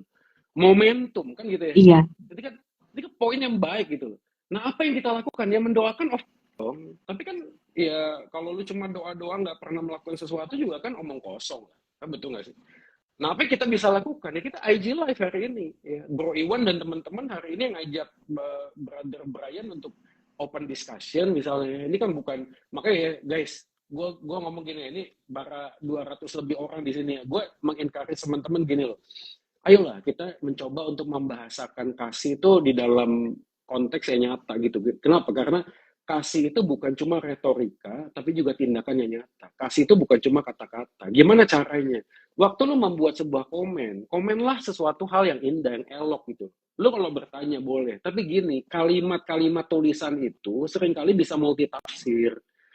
Ya sudah, pakai hashtag aja, pakai kita berdoa, pakai hashtag aja gitu loh. Jangan terus belajar lagi ke sini. Sekali lagi ya, gue mau disclaimer ngomong ya, teman-teman udah ngomong ya, udah nulis. Cuma kalau misalnya ini terjadi, apa yang kemudian terjadi lah narasi sosialnya jadi nggak bagus. Di screenshot terus ngomong, ini loh orang Kristen gitu loh. Ya, ada gini, perdebatnya kayak gini nih, omongannya kayak gini nih, kalimatnya begini. Ya walaupun kita harus jujur ya, di semua agama juga pasti ada oknum, pasti ada. Tapi gue dalam kesempatan ini mendorong teman-teman, yuk kita ini belajar untuk melihat brother kita itu adalah gambar dan rupa Allah, men. Ya, terlepas dari apapun yang ada terjadi, gambar dan rupa Allah gitu. Gambar dan rupa Allah yang berhak untuk dilihat sebagaimana Tuhan melihatnya. Ya, perbedaan pandangan bukan alasan Yes. untuk saling membenci. Bahkan Alkitab kan men-challenge kita, Ya. kalau kamu mengasihi orang yang mengasihi kamu, apakah upahmu gitu.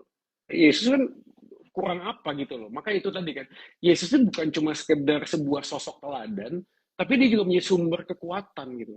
Kalau dia hanya sekedar teladan, kita nggak bisa, nggak mampu kita sungguhan. Tapi dialah ada sumber kekuatan di dalam dia, tinggal di dalam dia, abide in him. Yohanes pasal 15, engkau adalah ranting, aku adalah pokok anggur. Kalau lu abide in him, di dalam dia, bergantung sepenuhnya kepada dia, apa yang nggak mungkin lu lakuin, itu jadi mungkin di dalam Tuhan. Sekali lagi, bukan lu, tapi Tuhan.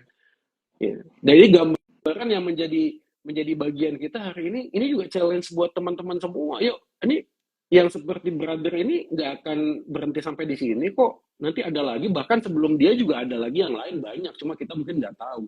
Tapi apa yang kita responin, Yeah. gimana gitu ngeresponnya gitu. Ya berdoa of course. Tapi sekali lagi kita tetap membela Injil Kristus Yesus. Ya salah satunya adalah kita mencoba untuk membuat bagian ini. Ya semoga ya ini doa kita ya di ID Claire ya, dan teman-teman yang membahas ini 7 orang, doa kita sama kok, satu aja kok. Ini wake up call buat anak-anak youth, anak-anak muda zaman now. Yuk kita ini tetap ada di satu bagian yang tidak hanya ngomong mengasihi Tuhan dengan perasaan, tapi juga belajar untuk menempatkan rasio di tempat yang sesungguhnya gitu loh. Supaya kita belajar untuk mengenal dan mengasihi Tuhan tuh dengan jelas. Iman titik temu, pengenalan dan pengalaman. Kalau lo mau mengenal Tuhan, kembali di dalam firman Tuhan, back to the Bible. Dalam satu bagian waktu setelah kita mengenal Tuhan, kita mengalami Tuhan di dalam hidup kita hari lepas hari. Oke, nice. Dalam banget yang dibahas sama Mr. Joy Manik malam hari ini. Oke, lanjut. Mungkin kita lanjut sampai kita batasin ya, sampai jam 8.30 ya, Pastor. Kalau enggak, kita bisa pingsan ini mungkin.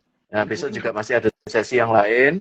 Masih ada sesi-sesi yang lain, jadi kalau teman-teman masih penasaran dan tema-tema yang diangkat di teman-teman besok juga berbeda-beda dengan yang hari ini maupun yang kemarin gitu. Jadi ada kesempatan untuk join lagi dan belajar lagi. Oke, lanjut. Tia, mungkin ada pertanyaan yang menarik. Silakan. Ada tadi aku nemu pertanyaan tentang keselamatan ya. Mohon Ya. dari Amazing Spider-Man, mohon pencerahannya soal keselamatan dari Yesus itu tersedia bagi seluruh manusia apapun yang mereka anut. Oh iya, keselamatan Christian universalism ya. Nah, ini Ya gimana tuh? dibahas sama ini nanti, sama Brother Anthony di sesi yang keempat. Iya benar. Ya. Jadi ditunggu ya. nanti join. Oke, lanjut yang lainnya. Sabar ya, Iya, nih terus pertanyaannya banyak banget. Oke, lanjut. Ya kenapa Kristen progresif tidak percaya adanya surga dan neraka? Kayaknya ini nanti dibahas di itu juga ya, Pak Antoni ya? Oh ya, bisa di Antoni atau di Brother Atman juga bisa di sana itu nanti. Iya. Yang teologis ya. Iya, oke. Iya sih, kayaknya ini rata-rata pertanyaannya emang lebih ke progresif, apa ya? Konsep keselamatan dari Kristen progresif. Emang kayaknya kita belum bisa banyak bahas sih karena ini. Ya, nanti ada sesinya tersendiri. Dari ini akun unrealmirbob.butitsokai. Tanyaannya ini, paham ini apakah sama dengan hypergrace? Silahkan ini, Pastor Joy. Oke, ini dijawab ya. Boleh. Oke, jadi hypergrace itu kan sebenarnya gini, ada bagian yang menjadi ketegangan. Ketegangan itu ada dua. Ketegangan yang muncul di kitab Galatia sebenarnya, yaitu antinomianisme, antinomos, anti hukum. Jadi maksudnya orang yang sudah percaya pada Tuhan ya udah tidak terikat lagi pada hukum. Lalu yang satunya adalah legalisme. Orang yang percaya bahwa aturan dan hukum itu adalah sebuah cara untuk bisa kenal Tuhan. Yang ditanyakan hypergrace itu adalah dalam satu bagian ketegangan yang kedua tadi. Jadi orang yang antinomos, antinomian. Jadi poin penting karena nanti hari Minggu nanti pantengin ya gue Minggu khotbah di gereja saya. Linknya di bawah sini. Kalian jualan.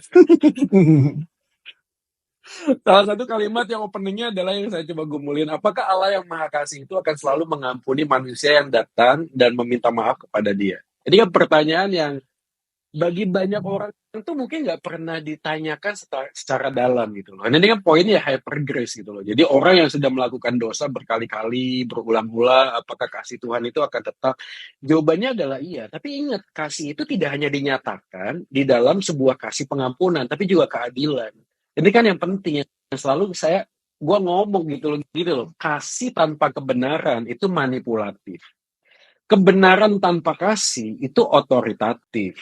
Jadi kita perlu kasih dan kebenaran, berpegang teguh dalam Efesus pasal 4 ayat 15. Berpegang teguh dalam kebenaran di dalam kasih yang terus bertumbuh kepada dia, kepada Sang Kristus.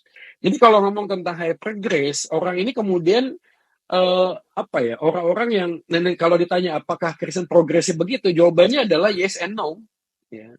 Yes, karena dalam konteks tertentu dia mengatakan semua orang di dalam Kristus kan gitu ya. Ini kan bedanya universalisme, saya sedikit spill nanti akan di Brother Anthony atau Brother Larry akan mengupas ini. Tapi bedanya itu, universalisme kan adalah orang tuh di dalam dirinya tuh ada Yesus-Yesusnya gitu. Jadi ada kebaikan-kebaikan. Ya dalam tanda kutip ya, nggak usah terima Yesusnya nggak apa-apa gitu. Tapi kalau di dalam progressive Christianity itu justru ngomong di dalam Yesus mati untuk semua orang, gitu. Untuk semua orang yang berdosa. Ya sebenarnya. Nah itu bedanya di sana. Kalau satu adalah kebaikan untuk mencapai, kalau di dalam bagiannya enggak. Tapi Yesus sudah mengampuni dosa semua orang. Nah ini yang jadi pergumulan kita di dalam hyper grace. Orang-orang tertentu yang mengatakan ya sudah, kalau kita sudah umat pilihan Tuhan, sudah terima Yesus, ya dosa apapun yang akan dilakukan ke depan juga sudah diampuni. Nah pertanyaannya, apakah Kristen progresif seperti itu? Yes dan no. Yes-nya di situ tadi yes. Dan no-nya adalah kenapa gue bilang no? Karena mereka tetap nggak mau dibatasi gitu loh. Jadi mereka tetap membuka ruang. Apakah ini hyper grace? Belum tentu juga, nah gitu loh. Dan ini kan menariknya ya. Jadi kalau ngobrol sama Kristen progresif, dia tuh selalu akan berlari kepada satu bagian yang tidak ada batasan apapun. Nah ini kan menarik ya. Ya seperti saya bilang tadi, apakah semuanya relatif, tidak ada yang mutlak? Ya nggak mungkin. Karena kalimat itu sendiri jadi mutlak. Nah orang-orang yang berputar di dalam bagian yang tidak mau dibatasi, sebenarnya membatasi dirinya sendiri dengan apa? Dengan kalimat itu. Sama seperti gini. Kalau gereja GKI itu kalau kebaktian ada liturgi. Ya gitu ya, liturgi. Liturginya apa? Ada ordonya, ada kumpul, berhimpun, pengutusan, dan seterusnya. Terus ada orang lain ngomong, oh kalau gereja gua sih mengalir dalam roh. Tuh, maksudnya apa? Nggak pakai liturgi. Enggak, ada liturginya. Liturginya adalah mengalir dalam roh. Gitu. Jadi kalimat itu jadi nggak bisa ngomong saya nggak mau dibatasi, ya kalimat itu juga membatasi diri lu sendiri dengan kalimat nggak mau dibatasi gitu. Tapi kan kesulitan ya kalau kita ngobrol sama Kristen progresif. Apakah surga dan neraka itu ada? Maybe yes, maybe no. Jadinya begitu nanti. Karena kita nggak tahu nantinya kemana. Ya ada dalam bagian tertentu. Jadi terkesan kalau gua ngomong ya, cara menguji kebenaran adalah logically konsisten. Nah ini kan nggak konsisten. Ingat ya. Ya, tiba-tiba kan ada surat terbuka kan gitu ya, brother yang ngomong saya Yesus adalah Tuhan, satu-satunya juru selamat kan gitu. Tapi kan kalau lihat di bagian sebelumnya ada fit kamar nomor berapa? Oh 8. Oh iya. Apa agamanya? Oh agamanya B. Oke, kamar 14 kan gitu, ada itu kan. Itu kan jadinya nggak konsisten kalau Yesus satu-satunya Tuhan dan juru selamat. Ya. Kalau Alkitab itu bertabrakan, lalu kemudian gimana kita bisa mengklaim Jesus is our Lord, our King? Bahkan klaim itu kan muncul dari Alkitab. Kalau Alkitab aja nggak bisa dipercaya, gimana kita bisa ngomong Yesus adalah Tuhan dan Raja? Kan nggak konsisten. Tapi nah itu tadi, makanya tadi saya bilang, kalau ngomong hyper grace apakah Kristen progresif? Jawabannya yes and no. Dalam satu sisi menekankan tentang kasih, dalam sisi yang lain dia juga nggak bisa ngomong itu adalah kasih yang sesungguhnya seperti itu. Oke, keren. Kita satu pertanyaan lagi ya terakhir ya. Aku kasih Sip. kesempatan kamu kehormatan untuk pilih last question untuk Pastor Joy. Nanti closingnya Pastor Joy bisa doa untuk kita semua ya. Closingnya. Silakan. Iya ya. Iya. Kira-kira nanya apa lah ya? Aku nggak tahu sih. Kira-kira mau nanya pertanyaan yang mana yang oke untuk dipilih. Ini deh. Yang dari ini deh, akun Novena Gisela. Apakah kekristenan progresif bisa dipandang sebagai cara agar Kristen jadi relevan dengan dunia? Oh iya, itu tadi aku Ini lihat pertanyaan itu. keren nih pertanyaannya. Keren pertanyaannya. Sebenarnya ini nanti akan di-spill lebih detail sama Pastor Mike ya. Di pertanyaan yang temanya tentang apakah Kristen progresif adalah suatu jawaban. Tapi tidak apa-apa, dikasih teaser-teasernya dikit mungkin, Pastor Joy. Ya, masih ada waktu lah, kita ngabisin waktu ya. Yo. Iya, jadi kalau tadi apa tanyanya? Ini efek dari narkoba yang tersisa. Apakah kekristenan progresif bisa dipandang sebagai cara agar Kristen jadi relevan dengan dunia? Oke. Ya, ini penting sih. Nah, itu tadi yang saya bilang. Jadi, saya tetap percaya bahwa ada general truth, ada kebenaran yang umum. Ya, of course. Bahkan agama-agama lain yang berbeda dengan Kristen aja kita bisa melihat dan belajar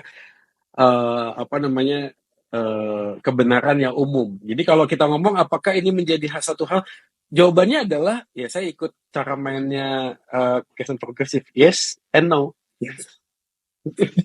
Jadi apakah ini yes, ini relevan banget gitu loh. Inilah yang dicari-cari kepada zaman postmodernisme. Kan salah satu cirinya itu tadi yang saya spill di depan ya. Mereka itu mencari otonomi diri. Mereka itu tidak mau dikekang, nggak mau dibatasi. Harus bebas sebebas-bebasnya.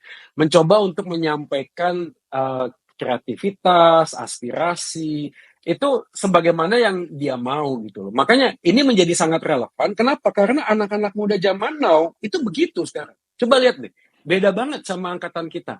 Ya, maaf ya, saya sama Bro Iwan jauh sih. Saya lebih muda sih. Oke. Siap. Angkatan saya berhenti, Pastor. Dari 25 only. Oke. Kan zaman dulu kan waktu kita ngomong tentang pendeta, orang tuh engge gitu loh ya, iya gitu. Kalau pendeta ngomong tuh, kalau pendeta bersabda kita semuanya harus.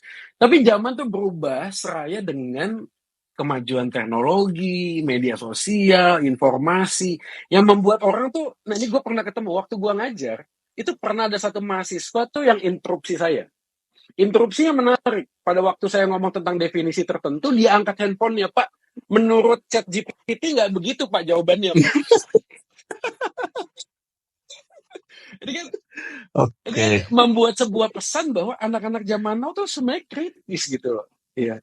Nah ini menjadi sebuah bagian yang relevan artinya kita tuh dalam diri kita, ini sekali lagi ya, masalah utamanya kan dosa kan. Berhala kita kan salah satunya kan dosa. Ya, dosa itu membuat kita tuh gini, antroposentris. Gua nggak mau dikekang, gua nggak mau dikontrol, gua nggak mau diotoritatif, gue pengen bebas semau gue. Gue mau main game lah, mau berapa lama, suka-suka gue gitu. Nah, respon ini yang kemudian dijawab oleh gereja dengan cara menuding. Dasar anak muda, nggak tahu diri, berdosa, bertobat gitu. Nah ini yang jadi kayak trigger gitu loh, membuat orang tuh merasa iya ya, gereja nih nggak relevan gitu loh. Yang relevan tuh ya Kristen progresif itu lebih cocok. Yuk kita bebas. Ya, lu mau pilih apa terserah, lu mau mikirin apa terserah, gimana lu lihat Tuhan terserah lu. Ini kan jadi satu bagian yang membuat orang tuh kemudian wah ini nih yang gue cari nih gitu loh, nggak mau dibatasi gitu, nggak mau dikekang gitu loh. Dan itu by nature, kita manusia tuh selalu begitu. Dulu nggak punya kesempatan, kenapa? Karena narasi sosialnya nggak bisa. Ya. Tapi Sekarang, waduh, lu tahu kan di Amerika kan, anak-anak yang nakal lalu kemudian dijewer. Dia telepon 911. Halo, police, please help me. Ya, my father abuse me. Kan gitu kan, dia bisa gitu loh. Dia merasa Iya, dia iya, punya iya. akses kemanapun, dia bisa ngadu, dia bisa ini. Nah itu yang Rousseau tadi yang katakan di depan tadi gitu loh. Kebebasan itu akhirnya tidak bisa punya batasan yang jelas. Jadi relevan dalam konteks yes. Karena orang kemudian suka sekali dengan yang bebas. Tapi di dalam bagian lain, apakah ini relevan? Jawabannya adalah no juga. Kenapa kok jawabannya no? Karena apa yang disajikan itu tidak bisa memenuhi kriteria kebenaran sebenarnya. Tidak bisa memenuhi kriteria kebenaran. Kan gue tadi bilang ada 3 ya. Ya, dia harus 1, logical konsistensi. 2, empirical adequacy. 3, experiential relevant. Yang ketiga ini. Jadi 2 ini, kalau ngomong tentang konsistensi, itu kan ngomong tentang korespon. Korespon kan asal usul, kan harus tahu. Ngomong itu kan basis datanya apa gitu loh. Kan anak muda zaman now tuh nggak suka. Sukanya gini, lu kasih aja kesimpulannya. Ya, lu yang belajar, sono, lu yang belajar. Kasih gua kesimpulannya apa gitu loh. Kesimpulannya apa? Nggak mau prosesnya gitu loh. Nah, kecenderungan ini yang membuat ya anak-anak muda, ini kan menarik ya. Ketidakkonsistenan ini hanya terjadi dalam bidang agama. Ini menarik. Begitu udah bisnis, nggak mau dia. Dia pengen proses jelas, apa jelas, apa jelas. Ini kan jadi jomplang gitu loh. Ya, di satu sisi meragukan tentang siapa Tuhan, tapi di sisi yang lain sangat ketat memegang sesuatu hal yang sifatnya itu bisnis, matematika, prinsip-prinsip kehidupan. Jadi nggak konsisten, berarti ada something wrong dong. Something wrongnya apa? Itu tadi yang gue bilang, kita mungkin ya sekali lagi disclaimer ya, nggak semua ya. Mungkin kita pendeta-pendeta yang punya konten yang benar, korespon yang benar, sumber data yang benar, argumentasi yang benar, mendeliver kepada anak mudanya nggak progresif, ngerti nggak sih?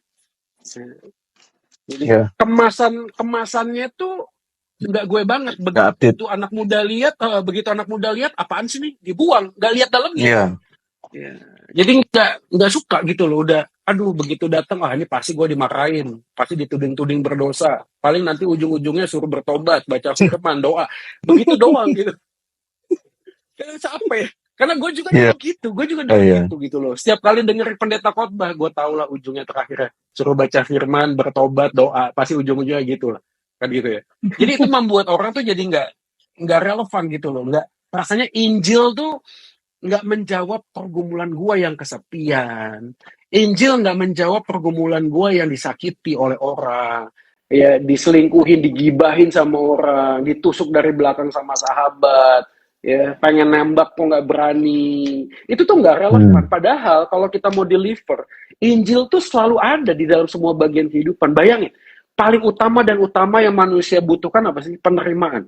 Dan manusia selalu akan mencari segala sesuatu hal supaya dia bisa diterima oleh orang lain. Kesuksesan, materi, posisi, prestasi. Ujung-ujungnya apa sih?